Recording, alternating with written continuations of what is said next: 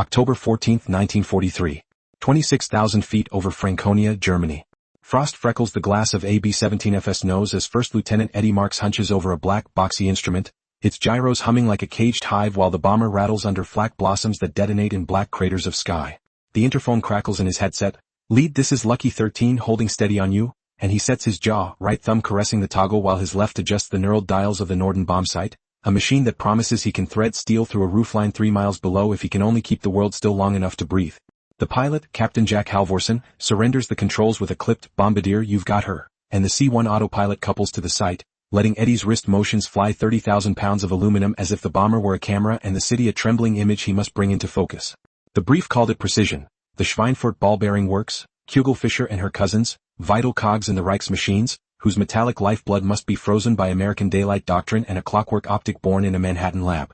Over the interphone, the navigator, Sam Ortiz, counts drift, wind from 270 25 knots, and Eddie dials in true airspeed, altitude, course, a litany of inputs that turns weather into angles and angles into aim. Fighters 12 high, the top turret barks and the formation, the combat box stacked in 3 tiers of silver, tightens like a clenched fist while spears of contrails rake in from the sun where the Messerschmitts and Focke-Wulfs ride pale streaks and dive through the barrage. Eddie keeps his eye to the eyepiece, glass reticle glowing, the factory roof sliding in and out behind gauze of cloud as if the earth is a reluctant witness in a courtroom of steel. The sight chatters under his fingertips, tiny gears translating motion into logic, while flak thumps the fuselage and a white-hot splinter zips across the nose to ping off the armor plate by his knee. "Steady," he whispers, not to the sight, not to the autopilot, but to his pulse. The myth said a pickle barrel from 20,000 feet. The mission says bombardiers drop on the lead, and Lucky 13's bombs will go with the signal of a single man who can make the math hold when the wind refuses. "Bomb bay doors," Halvorsen calls, and the hollow groan shivers through the ship as the green wells open and the smell of cold oil and metal vapor mixes with oxygen and sweat. For a breath, Eddie isn't over Germany. He's back in a room that smelled of turpentine and hot metal shavings, where a woman with ink-stained fingers measured a line twice and then again, shaving fractions of a thousandth from a gear tooth until it behaved like a promise. "Hold your course," he says to the past and to the present, and the crosshairs drift onto a sawtooth roof where conveyors thread through brick. The Toglier 2 ships off his left wing waits for the flare that will mean, now. The bombsight's gyro stabilizes in a soft, insistent whine. Eddie breathes. The lamps shift. The world steadies. He touches the final correction. Bombs away. New York City, 1935. The windows of a midtown workshop rattle with the 2nd Avenue L as Delia Daisy Lee leans over a drafting table under a green-shaded lamp, pencil knife in hand, shaving a lead to a needle's point. Carl L. Norden studies the thin brass mock-up on the bench beside her, a skeletal gyroscope cradle on a 2-axis gimbal that hums with potential and stubbornness in equal measure, while Theodore Barth checks a ledger and the room's other technicians whisper in a polyglot of Czech, Dutch, and Bronx. Daisy's hair is tucked back with a bobby pin, and a smear of blued steel stains her thumb where she's been handling a gear cut from tool steel finer than watchwork, a tiny sun whose teeth must mesh with an even tinier planet to translate a bombardier's wrist into the world's straight line. "Again," she says and adjusts a degree on the jig.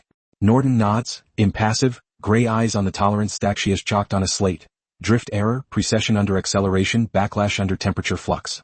"We must hold the horizon," he murmurs in Dutch-framed English. "The world tips, the aircraft tips, but the sight must know what level means." Daisy taps the Euro axis where the gimbal's bearings squirm. "Then it needs a steadier heart," she answers and sketches a shallow S on vellum. A cam profile that will, when turned by a correction screw, translate wind drift into a compensating bias across the reticle. An analog brain that can anticipate the shove of air and adjust the bomb's lead not by feel, but by clockwork. Outside, the city inhales and exhales the depression's rhythm. Breadlines around the corner and a new skyscraper a block away, investors cautious, engineers relentless. Daisy writes tolerances by the 10,000th next to her cam, notes the thermal expansion of brass versus steel, then flips to a fresh sheet and draws the marriage between this cam and a clutch that will only engage when the bombardier commits. When he takes over, and the autopilot obediently yields the bomber to the site's corrections. In later years, men will write slogans about pickle barrels and miracles, but this evening is about arguments. "If the backlash is more than 1 minute of arc," she says, "your perfect solution will float by the time he breathes." Norden holds the gaze a beat, then points at the spring stack she's annotated. "We trade sensitivity for stiffness," he says. "We cannot tune for a single sky." Daisy chews that, aware of the line between mathematics and metal, she trains on the former, lives with the latter. "Then we make the stiffness adjustable," she says at last, drawing an eccentric collar that can preload the spring, a small eccentric circle that gives a human hand the final word against gusts. Through the night, the blades of a tiny fan stir paper edges and the gyros spool up with a faint keening that sets the teeth on edge and feels like confidence. Daisy's wrist bones ache, the damp of the city soaked into the room's radiators, and when she steps to the test bench she can feel the life of the device. A tumbling metal horizon pinned by a weighted, spinning element that insists on straight in a world of tilt. They'll ship prototypes to Wright Field, wrap them in secrecy, swear crews to burn them if captured. But it begins with a lead shaving on a table and a line sanded to a hair's width, with a woman who can see how a bombardier's breath becomes a pulse in a spring and then a correction in the sky. At dawn she rolls her shoulders, flips the lamp off, and looks at the blueprint that shows the stabilizing platform, cam and clutch coupled to a controller labeled autopilot. She writes in the margin in neat block letters, Tighten backlash, hold horizon, bias for wind. Later, a pilot will yield control at altitude. Tonight, Daisy yields the drawing to the machinist downstairs, and their lathes will answer with a spray of bright curls and the high, clean scream of steel.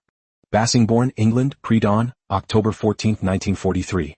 A chalk and cigarette haze hangs in the Quonset briefing hut while men stamp boots and clap gloved hands, faces lifted to a map where red yarn runs from the coast to the heart of Bavaria. The operations officer taps Schweinfurt with a stick. Ball bearings, he says. You stop those, you slow everything, tanks, trucks, engines. A murmur runs the rows. They hit it in August paired with Regensburg. The price was steep and the factories were wounded but not dead, the Reich's crews working under tarps in the open air while machines stuttered back to life.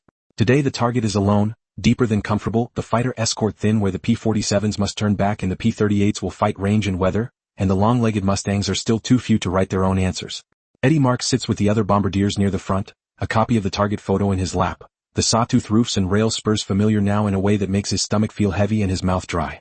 They talk winds, altitude, headings, initial point, bomb run length, flak batteries, Würzburg, Schweinfurt, the belt laid like teeth across the approach. Formation bombing, the ops man reminds them. Drop on the lead. Sight discipline.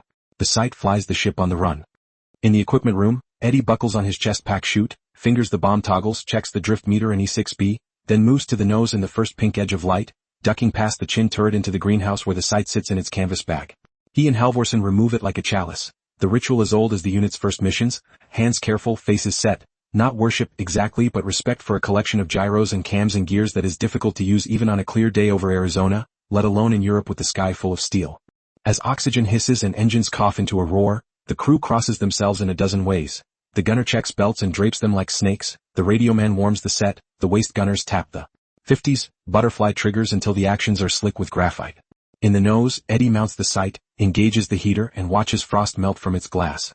He thinks about the margin note he once saw in a drawing from years back, a phrase that could have been a prayer or an instruction. Tighten backlash, hold horizon, bias for wind. Men wrote the dogma of daylight precision, but tools and hands built its liturgy, and he is part of that chain now, sweat replacing ink. Wheels up. The airfield falls away in the dawn gray, and soon the formation climbs over the marshes and hedges and into the stacked altitudes where silver ships gather in groups, boxes locking into boxes until the sky is an algebra of lift and intent. Oxygen on, the interphone says, routine tone, practiced cadence, and Eddie tests his mask and feels the cold work its way through his jacket, the air thinner and punishing, the sun flat and distant as they cross the channel. Somewhere in New York, a bell signals a door opening and the morning crowd floods the street, and someone rides the L over a workshop window and feels the floor shiver. In this bomber, the floor shivers because the top turret's twin Brownings bark at a loose panel and then fall silent, and because the left wingman has slipped a fraction low and the pilot brings him back with a gentle hand. They pass Antwerp. The radio squawks a weather update, thin cirrus, broken cumulus, winds at altitude untidy, and the navigator adjusts, lays a pencil line, then lifts his eyes to Eddie. You'll have to ride her, Sam says. Long run. Eddie nods. In his mind, the gyros spin. In his hands, the bomber is already searching for the straightest line a moving world can afford. The first fighters come in like javelins, bright noses and dark crosses flickering through contrails as they rush the formation head-on, cannon shells blowing air into dirty flowers that blossom among the bombers and leave petals of aluminum to scissor into the slipstream. The attack is sudden only if you pretend you didn't see the dots minutes earlier. Sudden only if you believe surprise exists at 25,000 feet when the air is gauzed with trails and everything moves in lines that converge on an inevitable arithmetic. Fighters 12 high, becomes 6 low 9 level, 3 o'clock 9 o'clock, and then disappears into a percussion of hit, and the deep thud of flak that feels like a giant pounding the air with fists the size of trucks. A B-17 two boxes left takes a burst on the starboard wing. A flame licks back, bright orange, then turns to smoke, then to silence as the wing rips and the ship rolls onto its back and breaks apart in a slow, obscene ballet that never looks like it would when they warned you. Inside Lucky 13, Eddie rides the sight. The coupling is in, the autopilot feeling like a living cable run through his bones, and every tiny input moves the bomber against the wind's spiteful shove. The target's geometry swells through the glass. Tracks, sheds, the long rectangles of machine halls where bearing races glow dull red before quenching. where the Reich's universal joint of war turns night into dogged day. He rehearses the sequence, crosshairs on the aim point, compute trail, watch drift, correct. While the world hammers on the fuselage and the chin turret chatters at a speck that becomes a plane that becomes a dead streak that breaks past and is gone. One ship limps out of formation trailing fuel, and the togliers in her element, bombardiers trained to follow the lead, hesitate for a blink as discipline fights instinct, and then they snap back, hold on the lead. Doctrine is the only rope in a night like this day. The flak gets worse. Eddie has to fight through the urge to ride every bump, to overcorrect, to let fear put his hands on the sight instead of knowledge. He remembers a drafting note in a cramped margin, the eccentric collar that lets human fingers bring stiffness to a sky that won't sit still, and whether or not this exact device in his exact hands descends from that one, the idea is alive. The human in the loop must be the last authority between the world and the machine's faith. The aim point slides under the crosshairs. He feels the floor shift as Halvorsen trims power per the sight's whisper. Steady, the pilot calls. Steady, the navigator repeats. Over the target, flak plots a lattice, black bursts hung at levels like ladders with rungs of steel. Somewhere below, someone hears the siren and runs for a shelter and clutches a hand, and the idea of precision is a comfort to one side and a threat to the other. Eddie resolves the final offset, watches the drift needle, refrains from breathing, feels the autopilot tug. He thumbs the release and the ship lifts, relieved of weight in a way that never feels like victory, only like gravity's brief forgiveness. The togliers let go in a line, bombs stepping from bays in a ripple, 100 eggs falling, stabilizers fletched to keep them true, their fuses armed by the wind that streams past and the mathematics that carries them through. Below, the long roofs wait. Some halls are already scarred, their glass lattices shattered, cranes bent like broken fingers. Some bombs fall long as the wind asserts itself, some short where the updraft stiffens, some go true and punch through to grind rooms, to racks of steel that turn to shrapnel and dust. On the interphone, the radio man murmurs the code that means, bombs away. A breath later, take her, Halvorsen says, and the sight decouples, control returns to the stick, and the pilot drags the bomber right into a weaving turn that the book calls violent evasive, and the body calls too late. Fighters scissor down the length of the formation again, picking at stragglers the way gulls worry the trash behind a trawler. Somewhere, a twin-engine Zerstorer lobs unguided rockets that streak past like telephone poles that learn to fly, exploding in sullen orange puffs. They're still over the target area, still in the flak box, and the bombardier doesn't look back. The job in the nose is to hold that machine steady when balance matters, and when it's over to not think about where the bombs land after the photo run, to count ships and men and listen to the tail gunner's voice for the pitch that means he's hit. The navigator calls headings out of Schweinfurt, toward the rendezvous with fighter cover that might already be turned home for fuel. The formation is thinner. The radio operator stops an open voice prayer with a forced laugh that fools no one. Eddie checks the sight and covers it as if tucking in a child against a draft that doesn't care. The gyros wind down with a sigh that sounds like exhaustion. The debrief is always held in a room that smells faintly of coffee and damp wool, with a metal tray of donuts sweating under a dusting of sugar that clumps and falls to the floor like new snow. No one has the appetite to step in. They argue over altitude and recall flak patterns by where fear lives in their ribs, sketching arcs in the air with fingers that don't shake until they stop moving. Photographs arrive with the speed of urgency, aerials developed in the hut by men who have not slept, and the officers lay them side by side against the morning's prints labeled, Target Complex A, Aim Point Hall 2.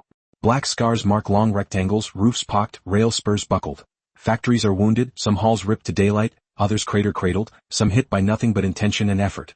They talk about the mean point of impact, about concentration in the box, about the drift they called and the gust that ignored them, and the losses they count in hushes. This ship failed to rendezvous, that ship was last seen smoking over the target, this man rode a parachute and waved at the horizon, that one went down with his turret locked at bearing 0 as if he were still tracking a target he refused to stop seeing. Did the sight do it?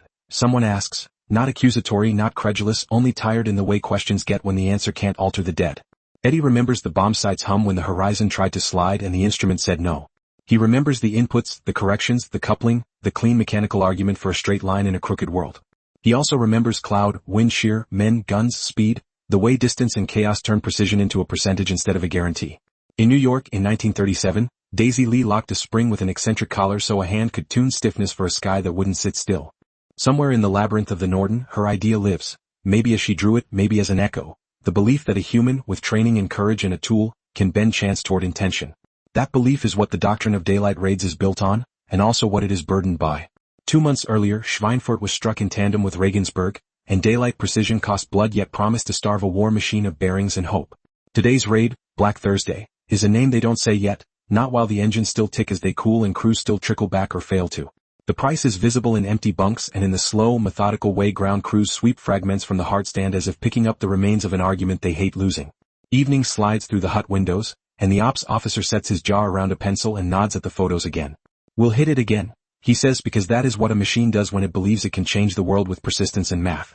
Eddie walks out into the yellow light and past the bomber, its nose glass smeared where his gloved hand kept brushing away frost, and he stops and lays a palm flat on the metal like a votive offering. He thinks of Daisy in a room that vibrates when the streetcar passes, of ink and vellum and hands that refuse to accept a lazy tolerance, of a machine born in peacetime arguments that terrified men because it needed to be perfect to justify the risk it asked them to take. He isn't sure what perfection means anymore. He is sure he will strap the sight in again tomorrow if ordered, dial wind and speed and altitude into wheels that push against backlash, and trust a device that in the end is only as accurate as the weather's mercy and his own steadiness. In the darkness, the runway lamps bead like a string of small, deliberate stars. A ground crewman laughs at something no one said. Somewhere east, a city burns with a complicated fire, factories sledgehammered but not extinguished, men and women walking home under a sky that has learned the shape of silver planes. In a different city, a woman pulls a shade in a room that still smells of machine oil and pencil shavings and turns off a lamp over a blueprint whose margins hold a promise no slogan can carry alone. Tighten backlash, hold horizon, bias for wind. The rest, as always, is what people do with the tools they are given.